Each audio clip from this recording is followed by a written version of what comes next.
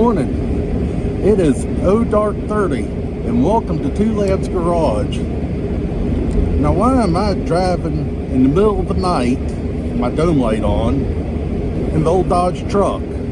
Well, I'm gotta drive today.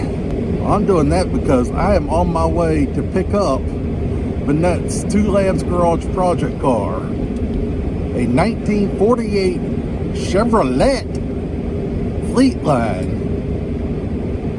There's a series of words I never thought I'd say together.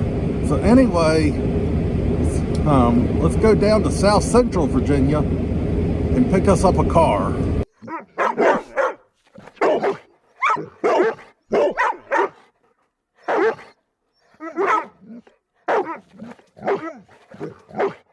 Alright, so here we go, Barnside Chevrolet.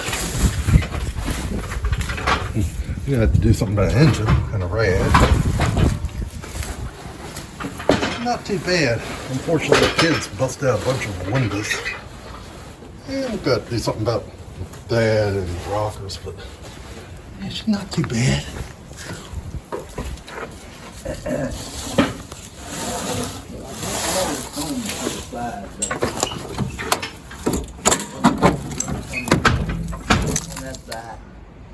Hope it ain't no.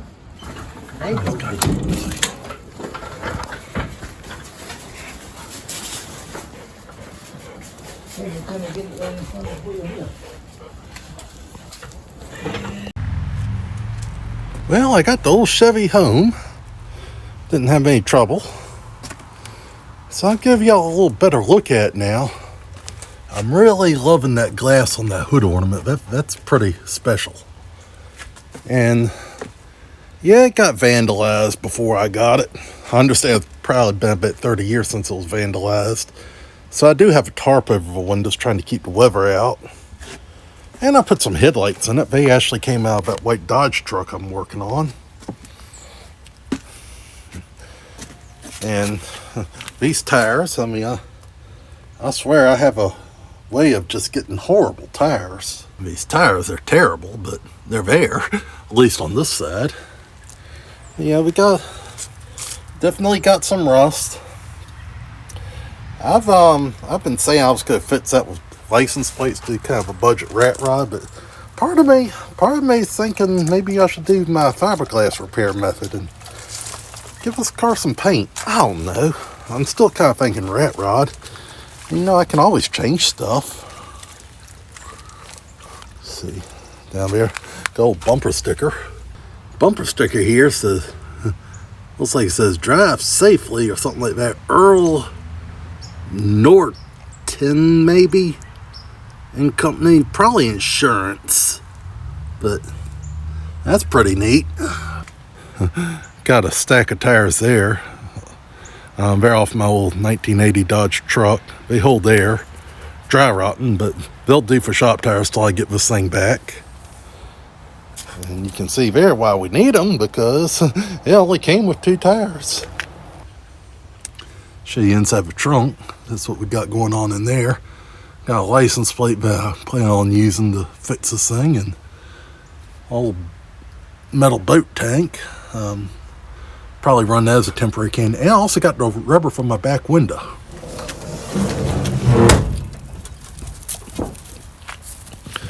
And you can see that was also vandalized. And that's kind of what it looks like in there. No gas cap, but the tank's junk anyway. And all around here, go ahead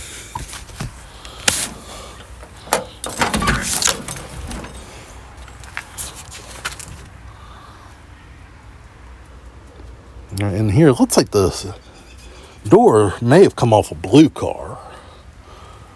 And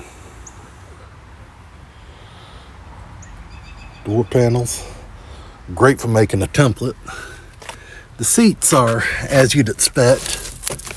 And the hubcaps, I mean, we got a variety of conditions across the board there. I believe that's my radiator core support there. And here, I got some Duraplex and an old COVID sneeze guard, a plexiglass, something I can make some temporary / permanent side windows, back window out of.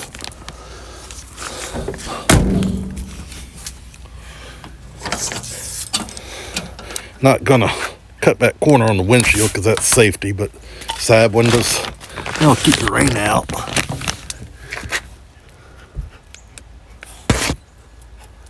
Got a dash, get painted. Beautiful steering wheel. I was really shocked how nice that is. But yeah, 3-speed, which I wouldn't expect something this age to be automatic, unless it was maybe a Cadillac. And then, show you up under the hood. Go ahead and take this bungee off. Hook it right there.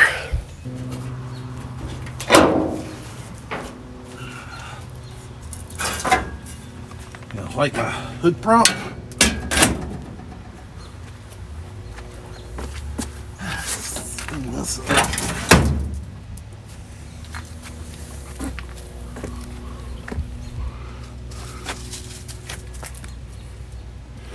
Alright, so I tried that radiator on for size. I may be able to use that. That was off my 1980 Ford pickup. And I got some more patch panels in there. No engine, but I do have a generator. But yeah, I'm going to try to see if I can't make a budget build out of this. I'm going to convert it to 12 volt. I don't know if this was positive or negative ground or not, but it's going to be negative ground. And all the wires, I'm just going to start over. I'm just going to put new ones in.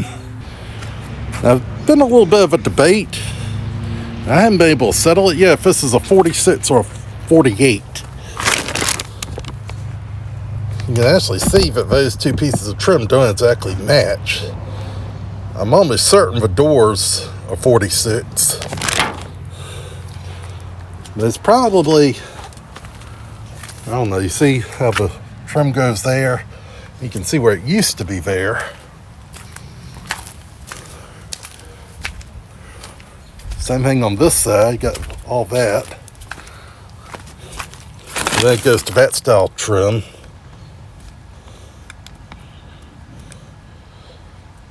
Where it looks like it was maybe a 46 that got run in the ditch, and maybe somebody put a 47, 48 front clip on it, or maybe it's a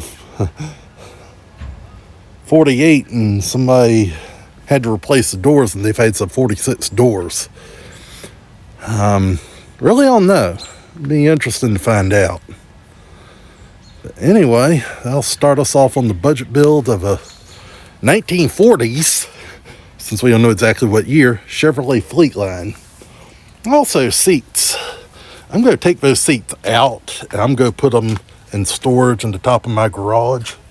And to budget build, I'm going to use stuff I already have, such as these Oldsmobile seats that are currently in my 64 Ford Fairlane. I got some nicer looking seats that I'm going to put in here. And those, I'll either clean them up and use them, because I don't think they look bad, or I might make some budget covers for them. Hadn't decided yet. But I'm also going to be budget building this before long. Just need to get to it. Alright, so one of the first things I want to do here is get some tires on this old car. So anyway, as you can see, anything I put here is going to be better than what it's got. I'm just looking to be able to get it to roll around, so I'm actually going to take the tires that used to be on the white Dodge truck I did on the channel, put them on here. Let's see, too small.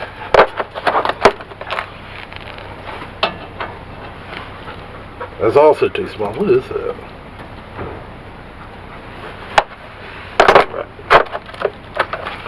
3/4. Perfect.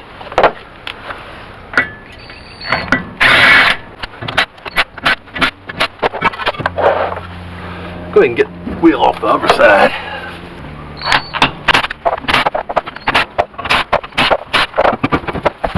Now, first thing, I'm going to go ahead and take what tires it does have off the rim.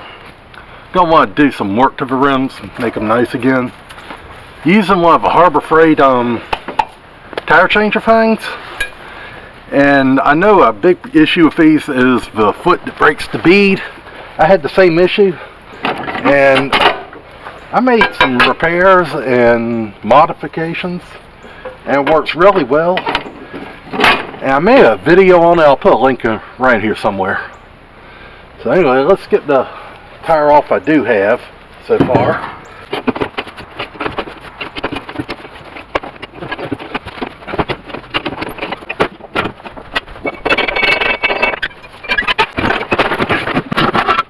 Alright, now I'm just going to go to town with a wire wheel on these. Get them prepped, paint them up hopefully soon.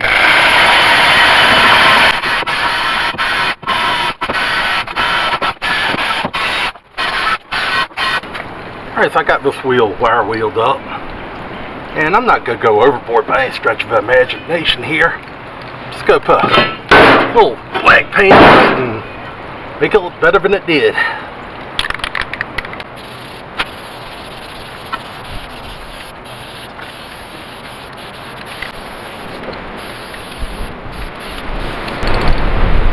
Good enough. Alright, so we're back at the Harbor Freight tire machine. Now, these things can be a devil to use if you just use them the way they come. I see a lot of people do a lot of different modifications. I really haven't modified mine, I'm just using mine different. Of course, I already mentioned how I did the shoe different. But now, got this bolted down. I'm going to use my favorite tire lube, which is dollar store dish soap.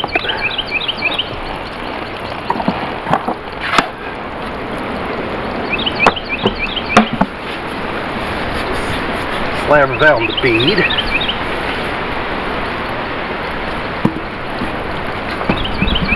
And this is an NOS tire from, where's the date? 2011. Never been on the road, but dry rotting. Good enough for while we're working on it tires. So how I like to do it is I'll take a small pair of vice grips or Pittsburgh locking pliers and grab hold of the bead right where it starts. Alright, and what that does is as I'm putting the bead on, it keeps me from losing the progress. It keeps because if you don't do that, it's just going to kind of want to chase you around. And that's a very simple way to stop it. Now, the tool they give you to mount the things, I've never had much luck with it. But these just plain old flat bars, I have.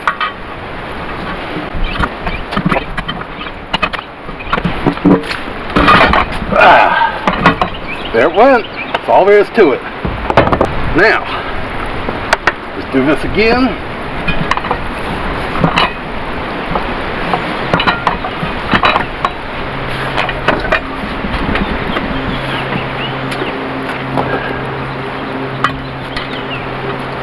Hot pliers. Also, if I'm putting up on the trailer deck helps with extra height. Me, I think it works better, but I don't know. Maybe I'm just nuts.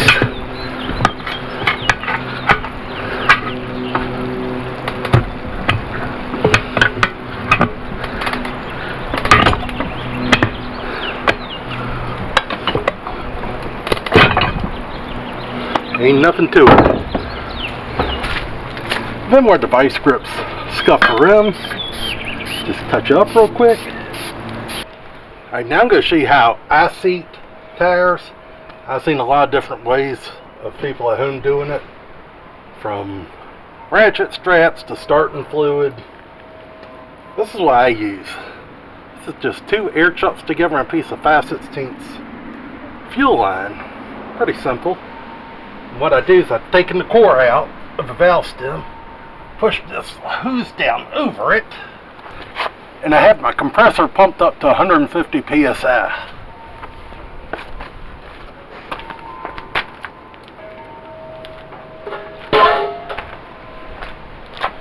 Probably should have used my other hose for this, but hopefully this will work.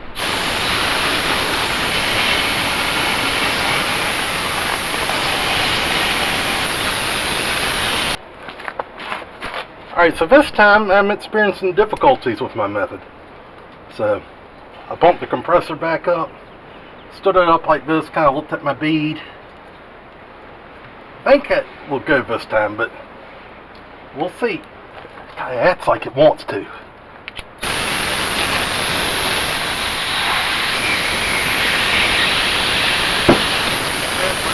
That pop you heard was the bead setting on the tire. You just couldn't hear me over the compressor telling you. And reinsert the valve core and inflate the tire to the proper pressure. Okay, so I was trying to get this brake off earlier, before, while I was working on this. And I have since decided it's not that important at this time. Definitely gonna have to do the brakes, but we're a ways from that. So I'm just gonna put the tire back on. It looks like Jack settled some, so let me pick the car back up. Hard telling, because when I got the car, it didn't even have a tire on this side. Just a bare rim.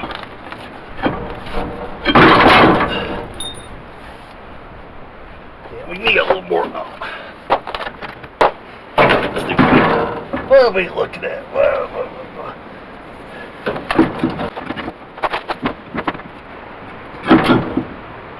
There we go.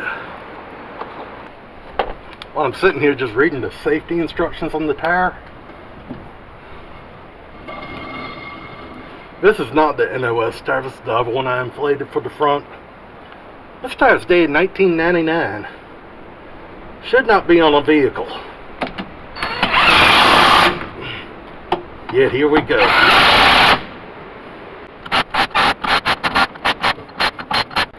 Alright. Set her down.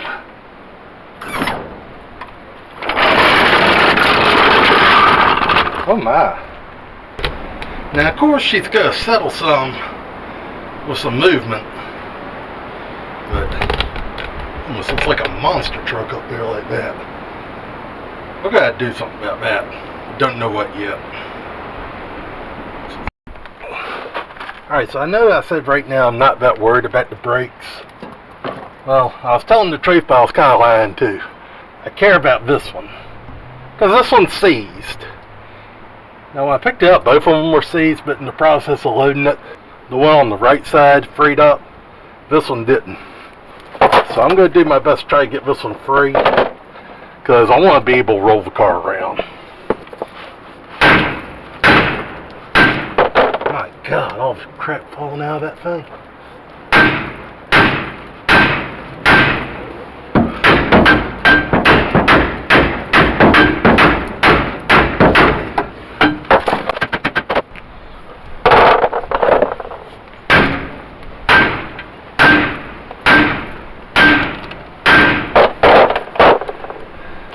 Now this is the way I've seen done before, and while personally I hadn't had much luck with it, I'm always willing to try it. I think I got this from Resto Dan's Big Money Garage, but I got the jack holding some pressure using the crescent wrench.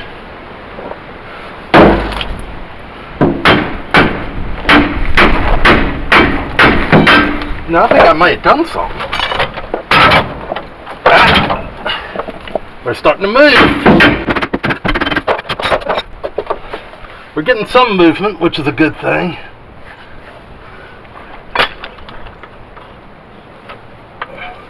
I had to go ahead and get this drum off, just so I could make sure I can go do it again. But, little Daniel, your method worked. Wow, I had never in my life had a brake drum fight me that hard to get off. I got it. And part of it's I've never dealt with brakes that were not self-adjusting before, so this is a little new territory for me. I'm gonna have to learn it, but no big deal. I'm sure I will. But looking at this thing had brake shoes put on not long before it was parked, and Looking at that wheel cylinder, other than the cobwebs, she just had a brake job. Sad, but is what it is. Alright, so I've done a little research on these manually adjusting brakes now. I think I at least know how to run the shoes in so I can make this into a roller. And I've done some other research and looking around and figuring and also using my head for something other than a hat rack. I think I know how to convert these to self-adjusting brakes. Not positive, but I got an idea going on up in here. So anyway, I still got more research to do. And it's probably going to be a little while before I get to that, but I will make that its own separate video, because I think that's something that really might help some people. So,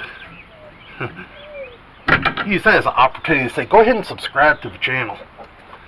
So, when I get around to that, you won't miss that video. Or many others on many of the other projects. Like directly behind you, there's a 1990 Camaro right here that you hear me beating on. 71 F100. All stuff coming to the channel.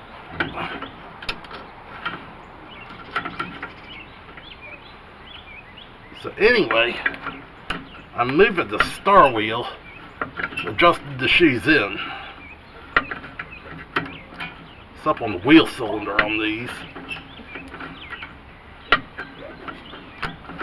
Like I said, it just never even occurred to me this thing might have manual adjusting brakes, but it darn sure does. That's alright. All reasons to learn new stuff. Well, like I said, I really think my idea for self-adjusting brakes will work. Yeah, piece of crap. Alright, let's see. Just hope I can get this one to relax enough.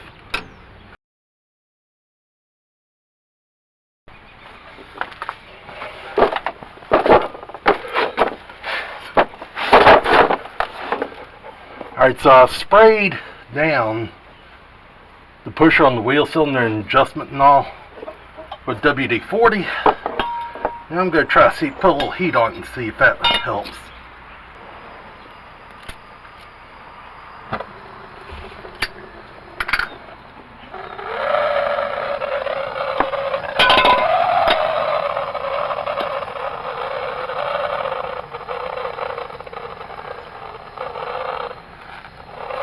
Some stuff that's made its way in here.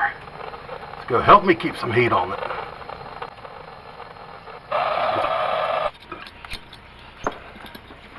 Now let's see what happens.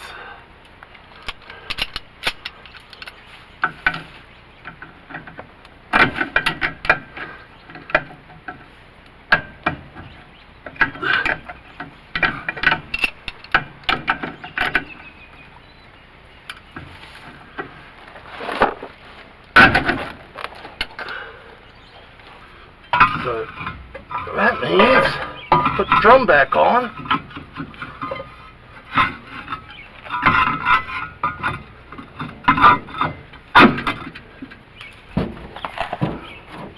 We're gonna need a little more height. This thing already looks like Gravedigger the way it's sitting. Just need to put some red headlights in it.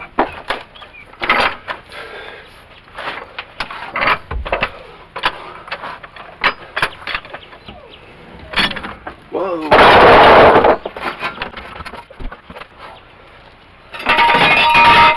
Stand out.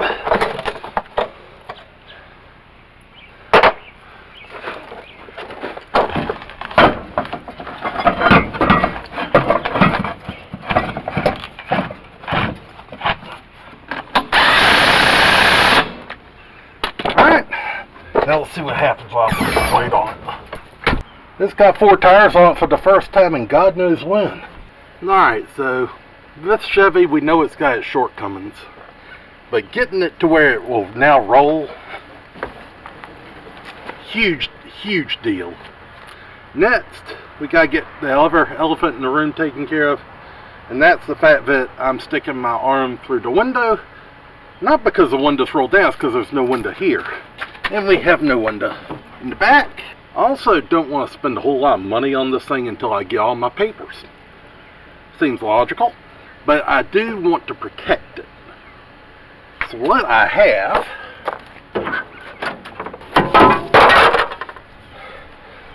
in that trash bag, I have a sneeze guard made of plexiglass or lexan or something. Either way, something I can at least get a window out of.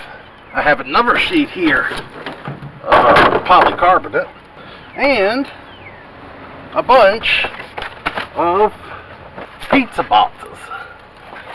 Now how the pizza boxes find all this? I'm going to need templates to cut those.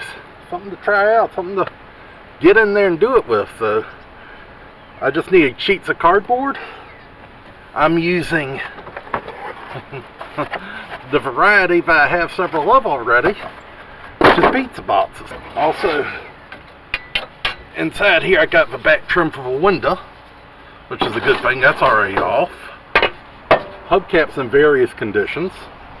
This one I'll actually stick on the car. This one, probably not. And some other miscellaneous stuff. One thing I'm going to try to do though is get some of this thing cleaned out. Got what I believe is a radiator core support. That's nice. Some I have no idea what it was. Kind of looks important though. The trim that goes back here. We do have that. That's pretty special, pretty cool. And it appears from here it's just junk. In 25, maybe 30 years, messing with full cars, this is the first time I've ever used this plane. This is the first time I've ever cleaned one out with a rake. And what the truck had.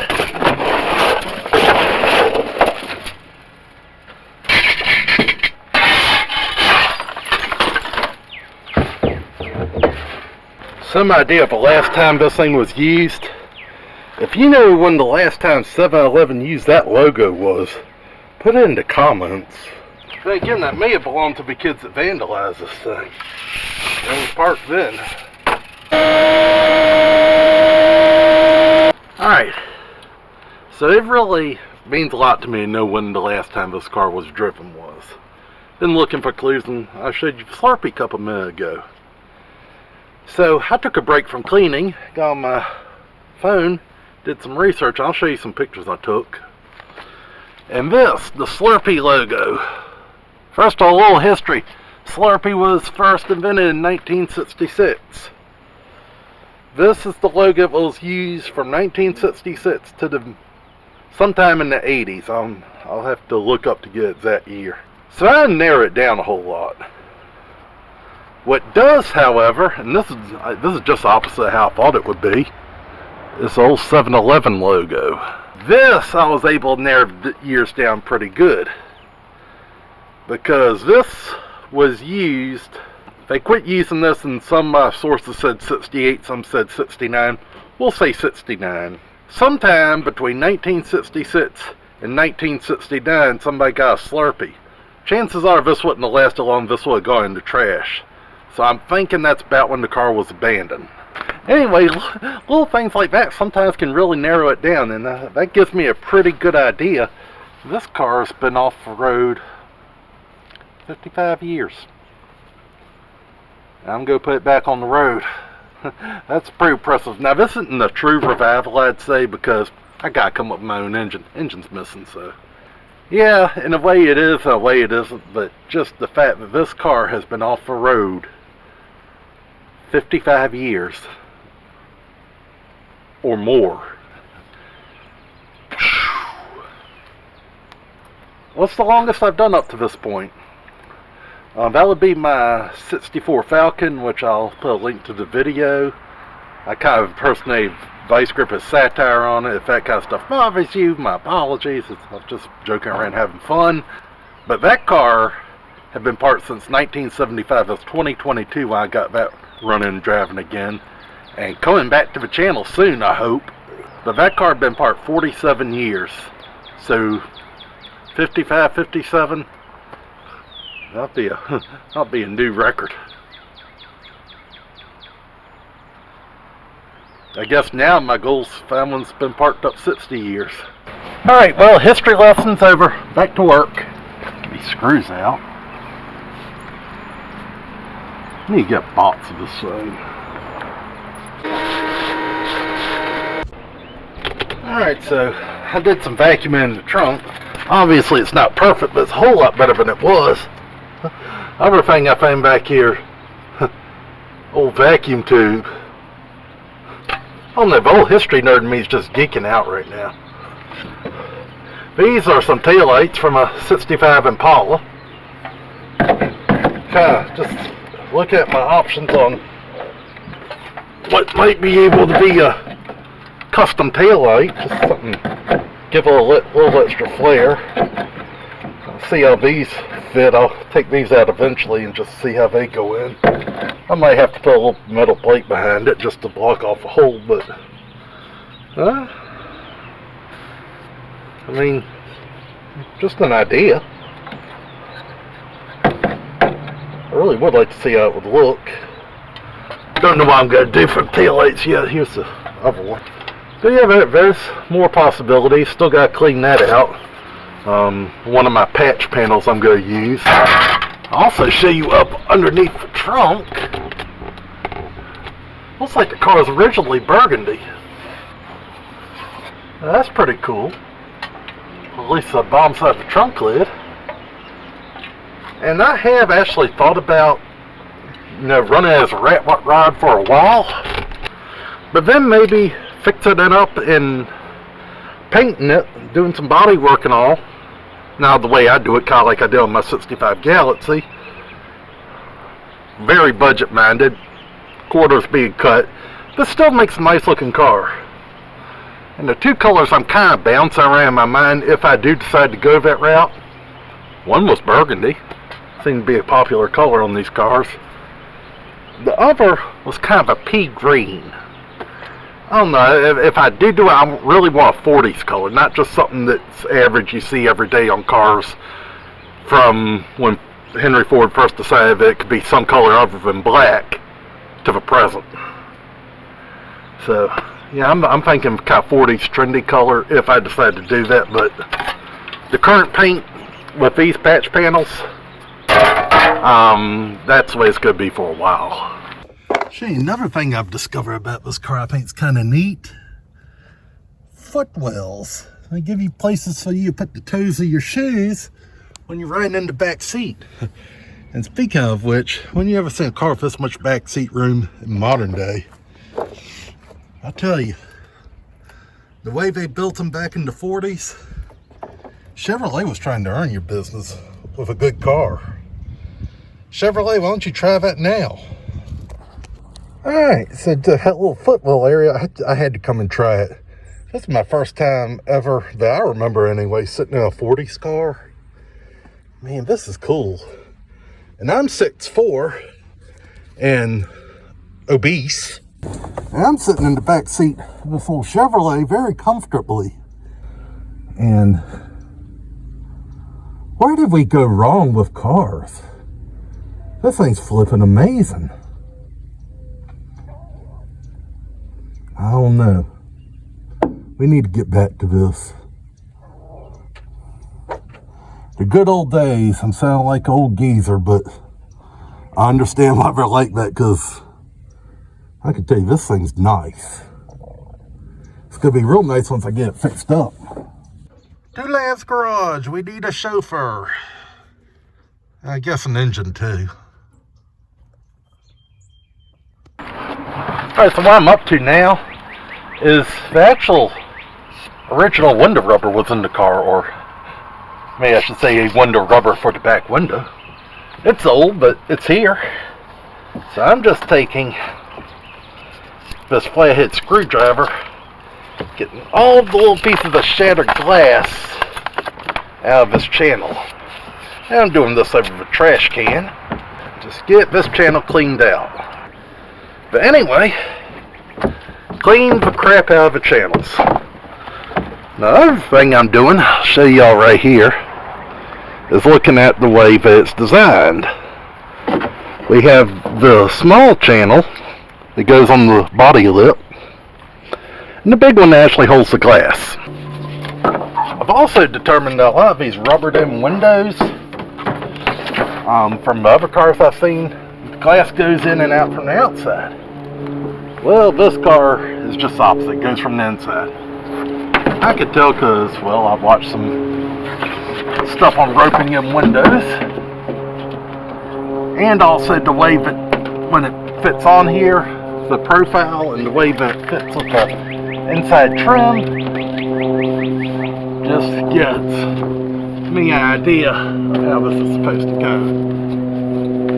So what I'm doing now is I'm just sticking it on, just kind of one of these things to help me understand a little bit. We got a gap there, so I am going to have to do a little sealing on this. That's alright. So anyway, got a good idea. Also inside here, like right here, I can see that burgundy color. So yeah, the whole car was burgundy at one time. By the way, I'm doing the back window first because my tarp covers the front ones. And yeah, I want to get them done, but the first one I really want to get done is the back one, just to go ahead and keep as much preservation on it as I can. But one thing I'm going to do is I'm going to take this cleaner with bleach from the dollar store, and I'm just going to go around the opening here. Give it a pretty good wet down. Choke. Just take a little wipe down and a clean. Do it while I'm at it, might as well.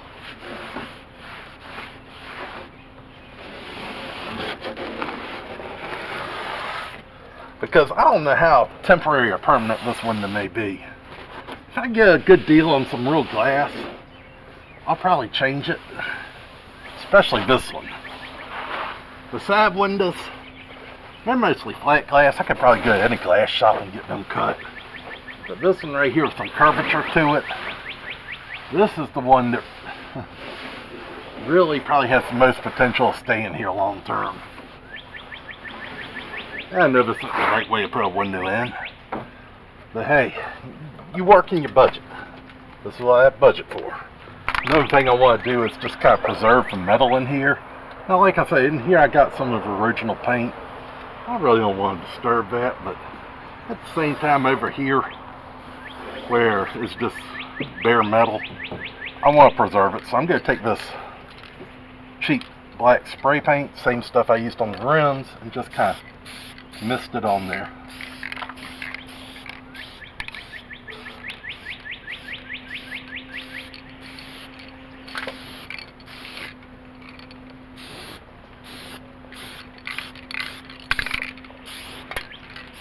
So this is just more to just protect the metal once the rubber's on it. It's not so much for cosmetics, but it's going to pretty well blend in with the black paint on the car anyway.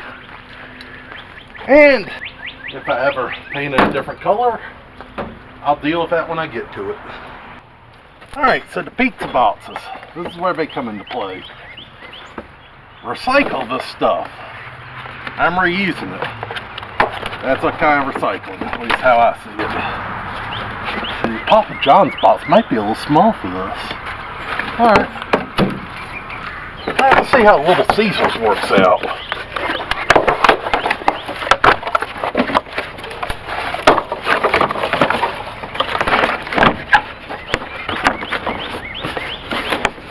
Yeah, Little Caesars is,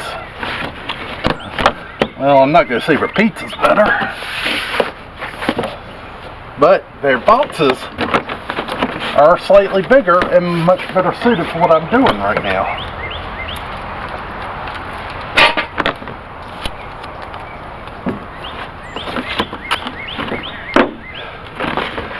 And you know, we all have guilty pleasures in life.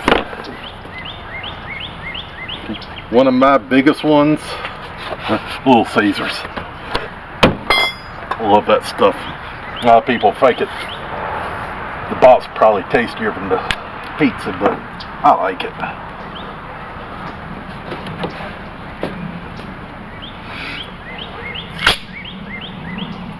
Anyway, what I'm doing right now is I'm just taking some tape and go tape it to the body, or at least try to. And this is just good old masking tape. Tape it down tightly. And yes, I'm well aware we're a little short. That's okay. We'll get it.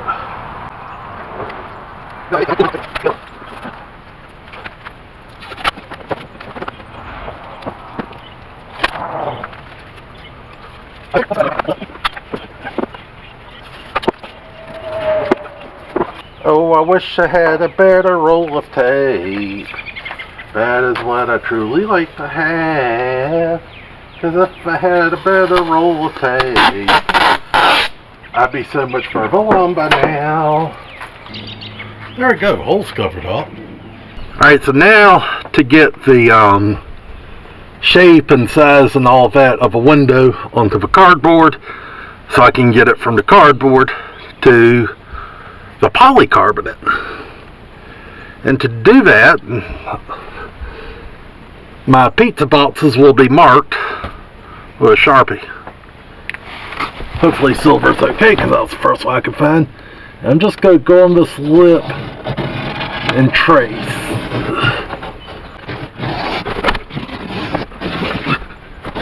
Alright, so best I can tell, it looks like it marked everywhere. Let me just do that. And now we pull the cardboard off.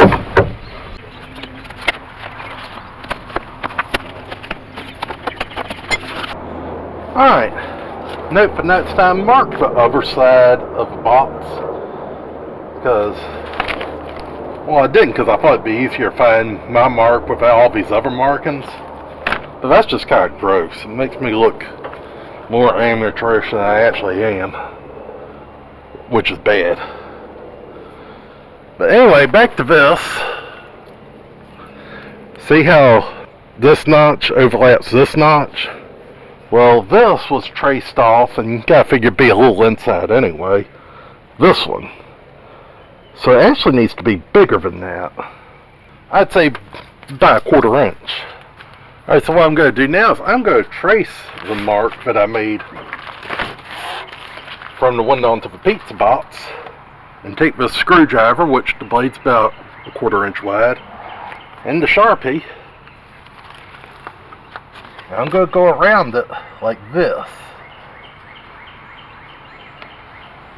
Have the screwdriver follow the line I made earlier, and put a second line out here. Now obviously I don't have the steadiest of steady hands, so I'll freehand a whole lot of stuff. But it's sitting there, it's that science. This'll tell me what I need to know. One nice flat surface to work on. Trunk of this Fairlane is doing an outstanding job. And hopefully the Fairlane will be coming back to the channel soon in a more entertaining capacity than being used for a tape. Why haven't we seen this in a while? Well, I last drove it in October. The reason I hadn't driven it anymore since then, I lost the keys. Alright, now I'm just going to use my Harbor Freight scissors and cut my shape out. I've really been impressed with the quality of these. These are the scissors they sell up by the checkout. I was checking out one time, they asked me, you want one of these scissors? I'm like, nah, not really. Then I found out that they were charging 69 cents a pair, so I bought several. And overall, I've been happy. Now, I also saw, I was watching the Dinner Tools channel today, earlier, and that fellow was talking about this Warrior, a little battery-powered electric rotary cutter wheel thing. Oh, yeah. I really don't understand what the purpose of that thing is. See no use for it. If I had now, I'd be one happy camper. But I'm not going to drive 30-40 minutes to go Harbor Freight, buy that item, drive another 30-40 minutes back. That's if they're in a bridge lift or a train, depending on which way I go.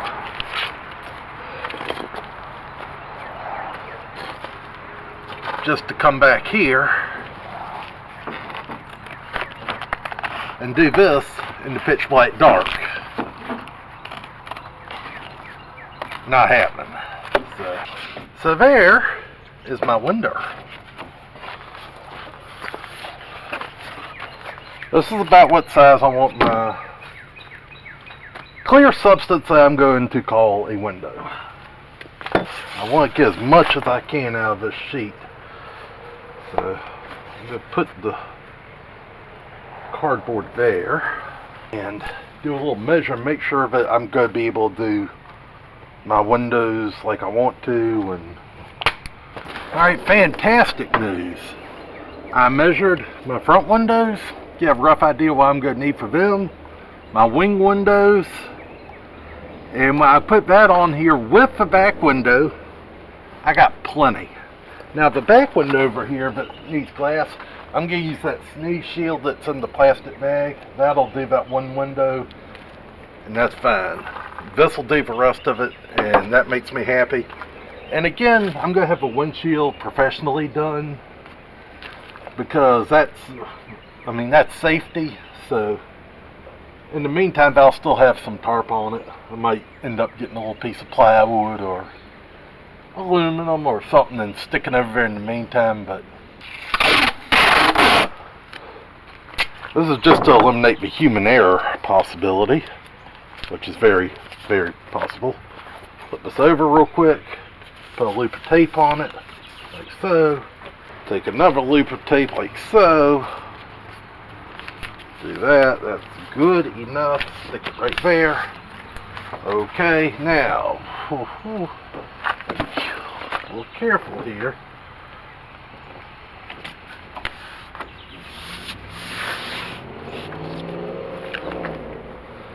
And that is just so it doesn't wiggle on me. And I'm going to go around my Sharpie.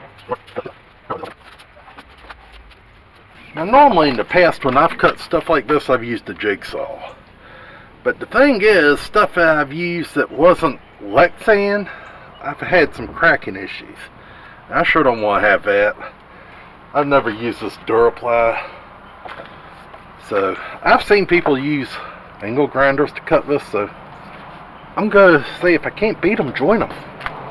Give it a try.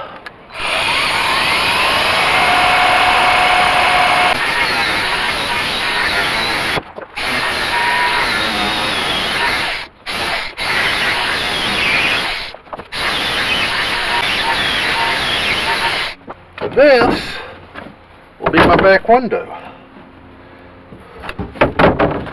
Go ahead and pull the protective film off. Alright. Not too bad. Ooh. Ooh. Ah. Ooh. Ah. Now, this should be just larger than the opening.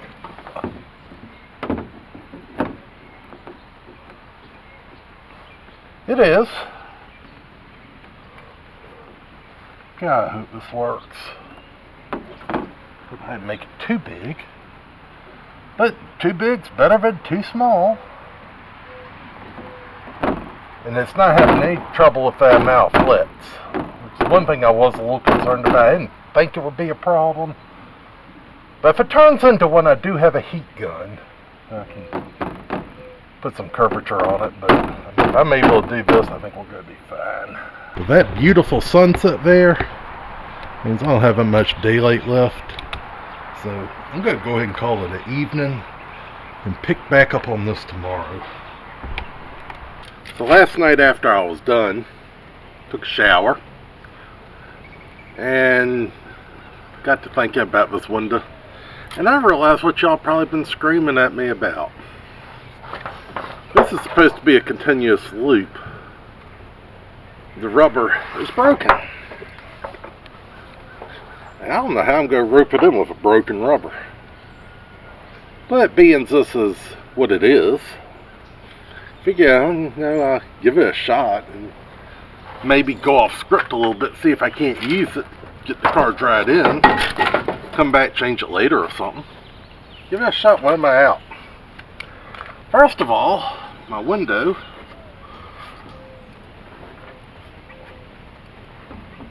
came to the realization I'm going to do a little trimming. First things first, I'm going to kind of tape the window in place, just so so it's not wiggling on me, hopefully.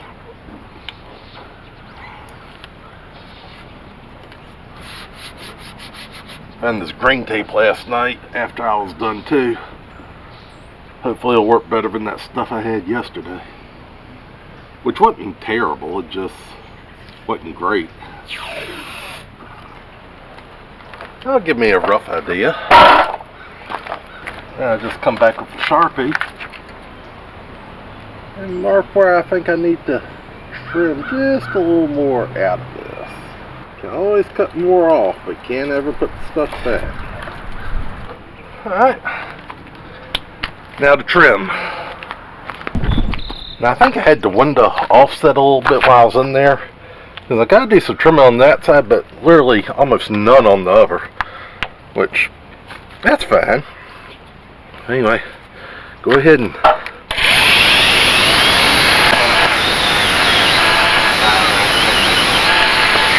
alright, now just trim that up and hopefully we can do something with that.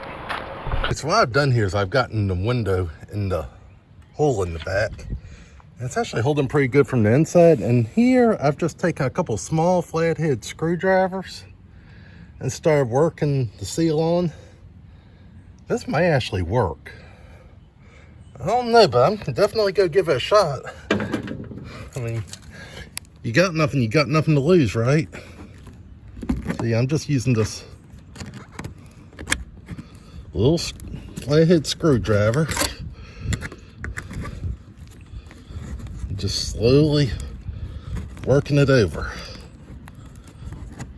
So far, so good.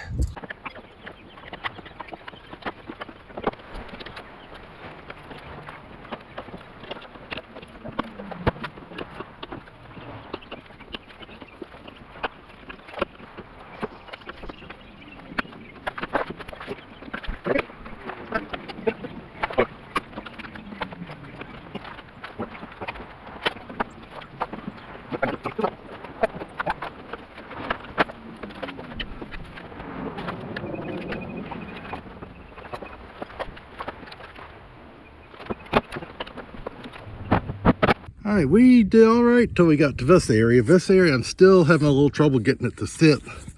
So I need the stuff to come forward a little bit. I went and tapped on the inside with a hammer. Accidentally hit a spot right there.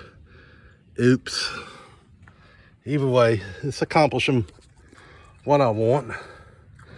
I knew this wasn't going to be perfect. I would like to get the pucker out though. And I have an idea for filling that, so we don't get rain in the car. So, perfect? Nope. Better than it was, better than a big gaping hole. Oh yeah. Alright, so what am I going to do about the gap here? Because water could just go right in there. Ooh, dropped my solution on the ground. I have some black RTV, old tube, but I'm just going to push our black RTV in the gap. Alright, this tube's old, and it's its last hurrah, so I just cut it open to get the stuff out a little quicker.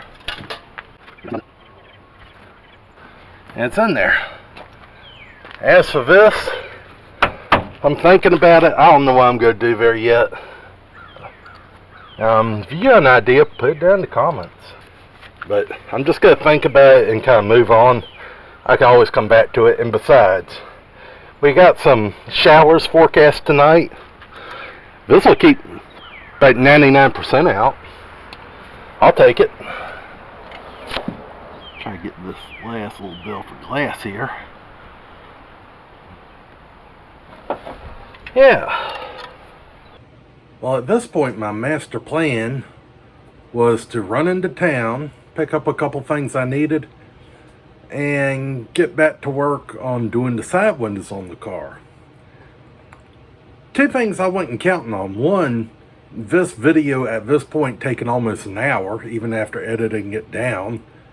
I thought this would be 20-30 minutes. Wrong. The other thing is, those rain showers I mentioned tonight, they started right when I got back. So that kind of shut me down. But at the same time, this is part one of a budget build / revival series on this 40s car. Also, I'll add that I put something on the Abandoned in Virginia Facebook page with a 7-Eleven cup and trying to figure out, about when this car may have been parked. Come to find out, a previous owner piped up and he told me about it. He owned it from 93 to 03 and it never moved at the time. He said he doesn't remember the windows being busted out of it, so that kind of pushes it back. But he said he didn't know a whole lot about the car. It was on the property when he bought the property and it had been abandoned for some time then. And he also said that the people he asked about didn't really seem to know much. But he's also given me some contacts, so I'm going to try to do a little digging and see what I can find out about this car. But anyway, still got side ones to put in it. Go put a windshield in it. And I got some odds and ends I'm going to do with the car, but I really want to wait till I get all the paperwork straight on it before I dive in head first. So this series, it's going to take a little while. But I've got plenty of other vehicles on the channel. I got the 71 F100. That's going to be a budget build revival. Got the Camaro. The Fairlane's coming back. I guess you saw my Tempest in the garage. That's coming back. Got another Ford truck. I got the Dodge truck. I got two Galaxies, a Comet, a Mustang, Montego, Granada. Feel like I'm forgetting something. Thunderbird. In addition to the drivers. So anyway, lots of content coming. Gonna try my best to keep y'all entertained. So go ahead, hit the like button on the video. Subscribe to the channel. And until next time, take care of yourself. Be good to each other. And stay safe. God bless you. Take care.